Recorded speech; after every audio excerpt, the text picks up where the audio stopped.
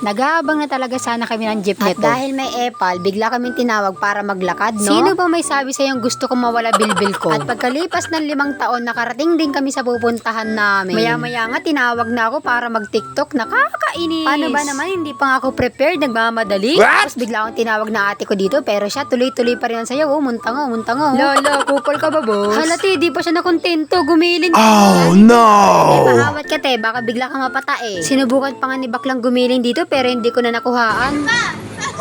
Habang nag-aantay kami ng oras, nagmamaritesa muna kami dito. Habang may sinisira ang buhay ng iba. -10 ka talaga sa langit. Maya-maya nga, naglakad na rin kami. Pagkalipas na 5 oras, nakarating din kami sa Unicity. Aba, syempre, tuwan-tuwa ang mga bata at excited na nga silang pumasok sa loob. Pagkarating namin sa taas ay hindi na talaga sila nakapagpigil pumasok. Talagang isa to sa mga dahilan kung bakit gustong-gusto nilang sumama dito. Syempre, habang busy pa sila, sasamantalahin ko na para mabili yung mga kailangan kong bilhin. Kaya eto, sinabihan ko muna si Kisang na bantayan muna ang mga bata at may bibilin lang ako. Dali naman akong bumaba sa escalator para pumunta sa may hardware. Naku, te, bibili talaga ako ng salesman. Di, joke lang. Hanap talaga ako ng pamukbok dito para sa mga babaeng hindi pa rin nagigising sa katotohanan ng hindi sila mahal. Una ko nga itong nakita ang lagari, panggitil sa liig. Maya-maya nga may lumapit sa aking salesman na nanguuto. Ganito daw kasi yung tunog ng lagari. Broom!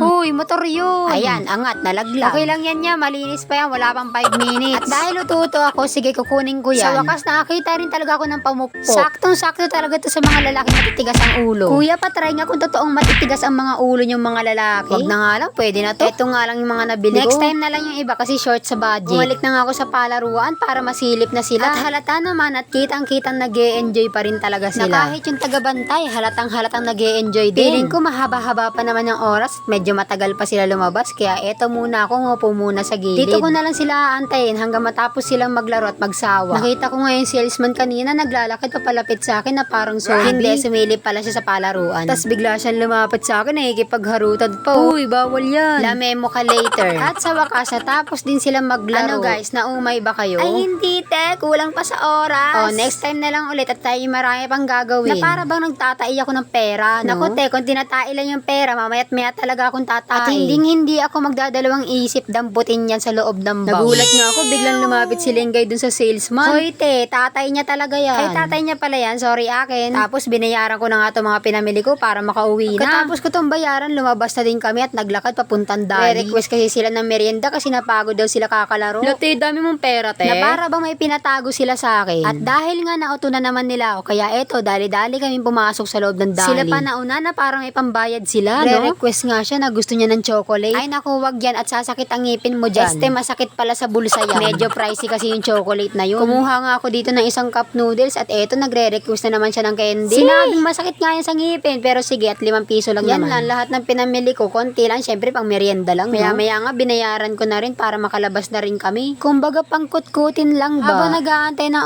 oras hanggang sa maka-out si Dada. Pagkalabas namin ng dali din kami naglakad pabalik sa power. Doon na lang kasi kami magpapalipas ng oras hanggang sa makapag-out siya. Pagdating nga namin, nakipag-unahan pa sila kung sino mauna sa kanilang dalawa. Sa kakamadali, naiwan pa isang tsinelas niya. O ano, takbo pa mo. Ay, salamat, nakarating din kami. Ayun lang po, salamat sa panonood. Bye-bye!